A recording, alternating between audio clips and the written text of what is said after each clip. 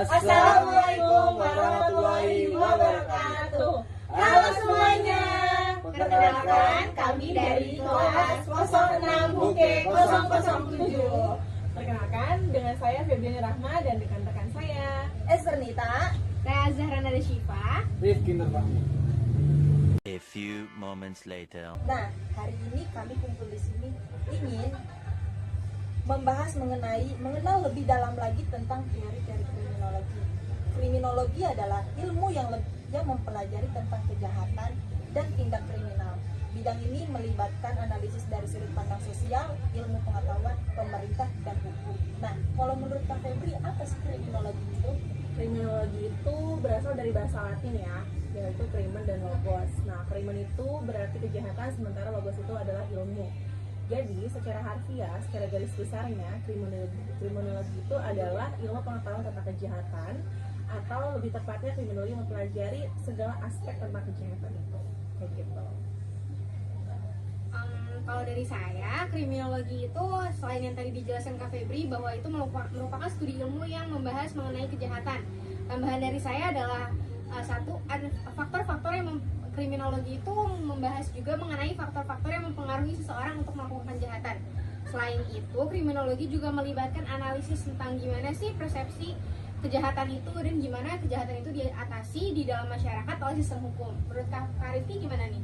Kalau menurut aku adalah kriminologi ini adalah ilmu sosial, di mana kriminologi ini bekerja untuk membangun pengetahuan tentang kejahatan dan pengendaliannya berdasarkan penelitian. Juga ilmu pengetahuan tentang perbuatan jahat dan perilaku tercela yang menyangkut orang-orang terlibat dalam perilaku jahat dan perbuatannya. Puluhan juta orang dari Afrika dibawa ke Amerika buat dipaksa kerja tanpa dibayar. Mulai dari berkebun sampai bersih-bersih di rumah. Ya, perbudakan. Sejarah gelap manusia yang terjadi di berbagai belahan dunia. Sampai akhirnya tahun segini PBB ngelarang perbudakan dalam bentuk apapun. Tapi sekarang, apakah perdagangan manusia udah musnah sepenuhnya?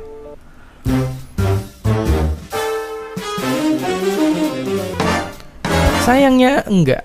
Nyatanya masih ada puluhan juta orang yang ditipu dan direkrut lalu dijual kepada oknum tertentu buat jadi pekerja paksa, pekerja seks, ataupun diambil organnya. Jumlah segitu setara kayak jumlah penduduk di Jabodetabek. Oke, tapi kenapa bisa kayak gitu?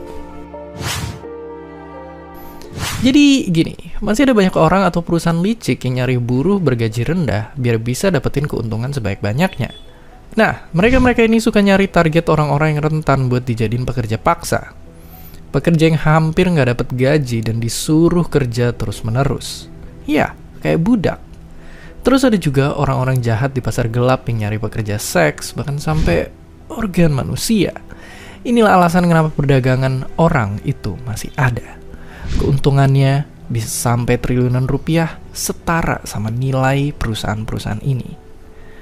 Oke, tapi gimana cara mereka bisa dapetin orang buat dijual? Ada beberapa cara yang populer. Awalnya mereka bakal ngedeketin dengan pura-pura jadi temen, bahkan pacar. Terus korbannya bakal dibaik-baikin biar lengah. Bisa juga pakai lowongan kerja palsu. Korban yang rentan diiming-imingin gaji besar dan banyak keuntungan. Tapi ternyata mereka malah ditipu mentah-mentah dan malah jadi menderita. Bahkan, pelaku utama bisa juga ngebayar perantara yang bakal dikasih komisi kalau bisa dapet mangsa. Ngeri banget. Oke, gimana dengan Indonesia? Apakah pernah ada kasus-kasus perdagangan orang di negara 62? Sayangnya, ada. Ada puluhan perempuan yang kemakan tipuan lowongan kerja di salon, tapi mereka malah dipaksa jadi pekerja seks. Terus ada juga yang sempat bikin geger se-internet. Puluhan orang dikurung dan dijadiin pekerja paksa di perkebunan sawit sama mantan bupati di Langkat, Sumatera Utara. Para korban ini dikurung, dikerangkeng di rumah sang bupati dan karena disiksa, nyawa 6 orang melayang.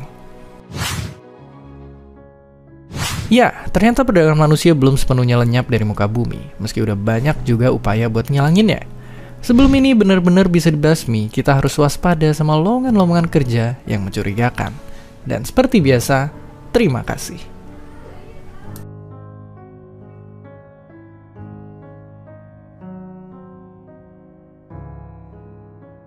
few moments later. Dalam kriminologi terdapat juga beberapa teori yang membahas penyebab perilaku kriminal. Yang pertama, ada teori asosiasi diferensial. Teori ini diperkenalkan oleh Edwin Sutherland yang menyatakan bahwa perilaku kriminal dipelajari melalui interaksi sosial. Fokus pada teori ini adalah bagaimana individu memperoleh pengetahuan tentang kejahatan melalui lingkungan sosialnya. Proses pembelajarannya melibatkan kelompok intim dan penghayatan terhadap peraturan hukum.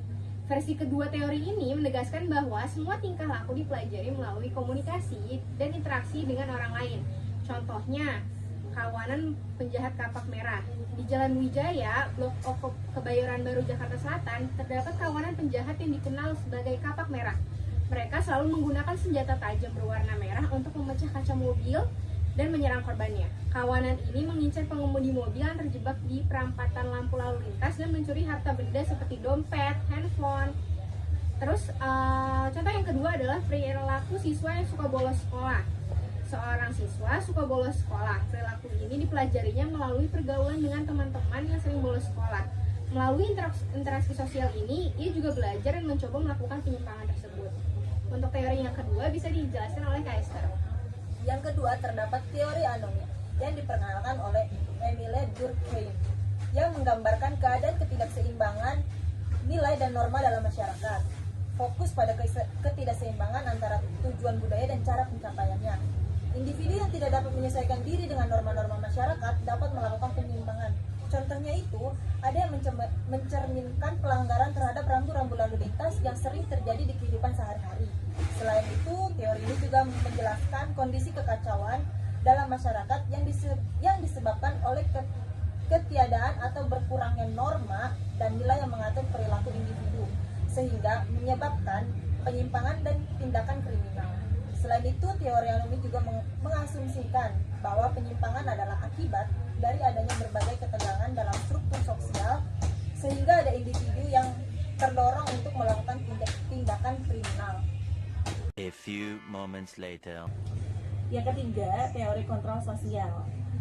Di sini menyatakan kontrol sosial mempengaruhi perilaku kriminal individu yang memiliki ikatan sosial yang kuat dan cenderung menghindari perilaku kriminal. Teori ini menekankan pentingnya norma, nilai, dan ikatan sosial dalam mencegah kejahatan. Di sini ada beberapa contoh dari teori kontrol sosial. Yang pertama, orang tua melarang anaknya untuk berteman dengan orang yang suka berjudi, merupakan contoh dari kontrol sosial secara preventif. Nah, yang kedua, dalam konteks pencegahan kejahatan, penyuluhan yang dilakukan oleh polisi juga dapat dianggap sebagai contoh dari kontrol sosial secara preventif.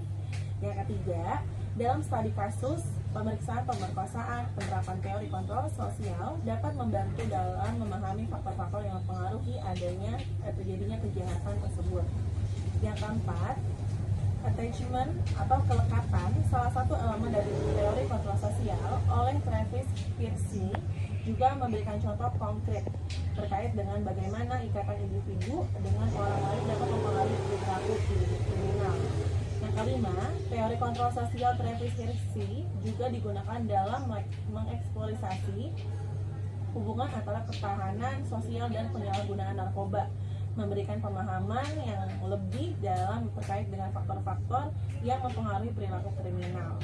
Dengan demikian, teori kontrol sosial memberikan wawasan yang penting dalam memahami bagaimana masyarakat mengendalikan perilaku individu dan faktor-faktor yang mempengaruhi terjadinya kejahatan. Selanjutnya, teori keempat yaitu teori labeling yang akan dijelaskan oleh rekan saya, Rifki. Ya, teori yang keempat ada teori labeling, yang mana teori ini berfokus pada bagaimana label atau sistematis mempengaruhi perilaku kriminal. Individu yang diberi label sebagai penjahat cenderung memperkuat perilaku kriminal karena ekspektasi sosial yang melekat pada label tersebut. Semua teori ini memberikan wawasan tentang faktor-faktor yang mempengaruhi perilaku kriminal dan membantu kita memahami kompleksitas fenomena ini.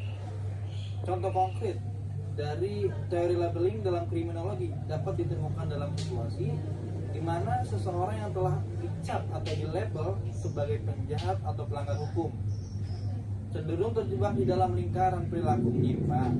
Misalnya, ketika seorang remaja dari label sebagai pemuda nakal oleh masyarakatnya. Hal ini dapat mempengaruhi cara remaja tersebut melihat dirinya sebagai bagaimana masyarakat meresponnya. Dalam beberapa kasus, pemberian label semacam ini dapat memicu perilaku menyimpang yang sebelumnya mungkin tidak ada, karena remaja tersebut merasa teralienasi dalam sulit untuk kembali ke dalam peran sosial konvensional yang tidak menyimpang. Misalnya, contohnya orang yang bertato dicap sebagai orang yang jahat, padahal tidak semua orang yang bertato itu jahat. Seperti itu. A few moments later. Kemudian, penerapan teori kriminologi dalam kehidupan sehari-hari memiliki dampak yang signifikan dalam pemahaman dan penanggulangan kejahatan. Yang pertama itu pencegahan kejahatan. Masyarakat dan lembaga hukum menggunakan teori-teori kriminologi untuk merancang strategi pencegahan kejahatan seperti penerapan teori kontrol sosial untuk mencegah terjadinya tindak kriminal di lingkungan sekitar. Yang kedua, pemahaman terhadap kriminalitas. Individu dapat menggunakan pemahaman dari teori-teori kriminologi untuk memahami faktor-faktor yang mempengaruhi terjadinya kejahatan dalam masyarakat sehari-hari, seperti memahami dampak pandemi COVID-19 terhadap angka kriminalitas. Yang ketiga, penerapan hukum pidana.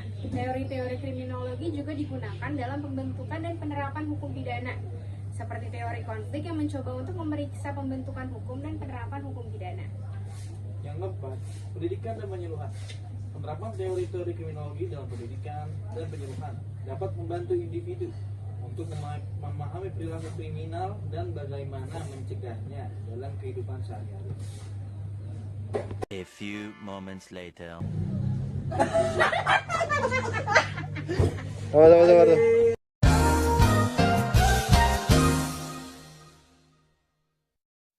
Ruangan berantakan, badan tergeletak, garis kuning di sekeliling. Mungkin kita sering lihat TKP kematian gini di TV-TV. Tapi, yang sering jadi misteri adalah gimana caranya kita bisa tahu urutan kematiannya dan siapa pelakunya.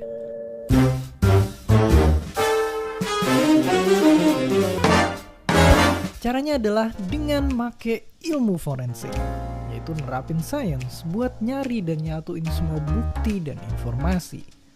Kalau kata bapak ini yang dijulukin Sherlock Holmes dunia nyata, yang namanya penjahat itu pasti ninggalin jejak. Dengan berbekal ilmu fisika, kimia, kedokteran, semua itu bisa ngebentuk benang merah yang bisa kita tarik ke pelakunya. Lewat ilmu forensiklah kita bisa nangkep pembunuh berantai satu ini. Dengan forensik juga, kita bisa tahu yang sebenarnya terjadi atas kematian misterius ia di udara. Oke, biar makin kebayang, ayo kita berandai-andai. Siapin perlengkapan karena kita akan nyelidikin kasus pembunuhan.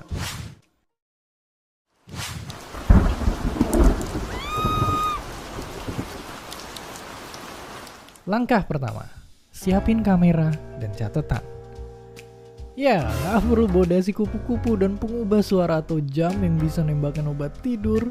Karena kita mulai dengan perhatiin sekeliling kita, tempat, waktu, dan cuaca. Kita jangan sampai ngubah posisi barang-barang. Barulah cek kondisi mayatnya. Hal penting pertama buat dicari tahu, yaitu waktu kematian. Salah satu caranya adalah dengan ngecek suhu tubuh. Semakin lama ditinggal, mayat itu semakin dingin dan balik menghangat lagi waktu tubuhnya itu mulai membusuk. Dari kekakuan otot dan warna kulit, kita juga bisa tahu waktu dan posisi saat dia mati. Dan kita juga bisa punya bala bantuan gak terduga, yaitu serangga. Ya, mayat itu ibarat kue buat para lalat hijau. Makin gede larva lalat yang bisa kita temuin, tandanya itu tewasnya udah lama. Kerennya, larva ini juga bisa ngasih petunjuk tentang penyebab kematian. Oke, semua itu adalah petunjuk di TKP. Tapi masih banyak rahasia tersimpan dalam badan korban. Makanya kalau diperluin, ada yang namanya otopsi. Simpelnya banget, otopsi itu adalah proses ngebedah mayat buat lebih ngecekin lagi kondisi tubuhnya. Ya, nggak beda jauh sama mesin mobil yang dibongkar buat ngecek kerusakannya. Tubuh mayat mulai dari ngecek kulit, tulang-tulang, dan organ-organ dalamnya semuanya itu diperiksa. Dan kalau udah selesai, semuanya itu bakal dibalikin lagi ke tempat semula. Nah, yang mungkin kita suka ketipu dari film-film, otopsi itu sebenarnya prosesnya bisa jadi cuma ngabisin berjam-jam, tapi hasil semua tes dan analisisnya itu bisa makan waktu berbulan-bulan. Iya, nyelesain kasus di dunia nyata itu tuh susah banget dan lama banget. Dari pengecekan sidik jari sampai CCTV, teknologi kita itu nggak seindah di film-film. Ditambah bisa aja terjadi kesalahan. Contohnya pernah ada kejadian unik ini. Polisi nemuin jejak DNA perempuan misterius di suatu kasus pembunuhan. Terus perlahan DNA ini juga ditemuin di puluhan kasus pembunuhan lainnya. Karena ini orang-orang panik, takutnya ada pembunuh berantai. Tapi ternyata setelah 16 tahun ketemu bahwa alat periksa DNA yang dipakai para polisinya terkontaminasi. Ya, jadi ternyata DNA-nya itu berasal dari seorang staf yang bagian marketin alat-alat medis itu. Luar biasa. Oke, ilmu forensik itu emang susah. Belum lagi kalau ada barang bukti yang sengaja dihilangin sama pelaku. Tapi dari sini kita makin ngerti bahwa sains bisa jadi senjata untuk membantu mengawal keadilan dan kebenaran. Dan seperti biasa, terima kasih. Ya, kriminologi memberikan pemahaman yang holistik mengenai kejahatan dengan mendasari pada metode ilmiah. Pengetahuan tentang kejahatan tidak didasari pada akal sehat belaka atau yang disebut common sense. Sehingga mempelajari kriminologi berarti melihat fenomena kejahatan dengan pemahaman yang sebenar-benarnya. Lalu kriminologi juga berperan dalam membangun pemahaman kejahatan, kebijakan publik, dan keadilan sosial yang lebih adil dan berbasis sains. Melalui pengetahuan teoritis dan pengalaman praktis, para kriminolog mendukung dan memperkuat kerja penegakan hukum serta sistem pengadilan dan pidana. Kriminologi secara umum bertujuan untuk mempelajari kejahatan dari berbagai aspek, termasuk tren kejahatan yang terus tumbuh dan berkembang di dalam masyarakat. Definisi kriminologi sebagai ilmu pengetahuan yang mempelajari kejahatan juga menjadi fokus dalam hal-hal kajian ini. Dalam konteks teori kriminologi, terdapat berbagai teori yang mencoba menjelaskan fenomena kejahatan. Salah satunya ialah teori struktur sosial yang menjelaskan kejahatan atau kriminalitas dengan memperhatikan pengaturan atau struktur sosial. Selain itu, terdapat juga teori kriminologi dalam perspektif kriminologi modern yang meliputi berbagai teori kriminologi yang relevan dengan perkembangan zaman yang ada pada saat ini. Jadi kesimpulannya, teori dalam kriminologi dapat dilihat dari upaya memahami dan menjelaskan fenomena kejahatan melalui berbagai perspektif dan teori yang ada. Sekian dari saya. Sekian dari kami pembahasan mengenai teori-teori kriminologi. Mohon maaf jika masih terdapat kekurangan dan penyampaian kami yang kurang tepat. Kami ucapkan wassalamualaikum warahmatullahi wabarakatuh. Dadah!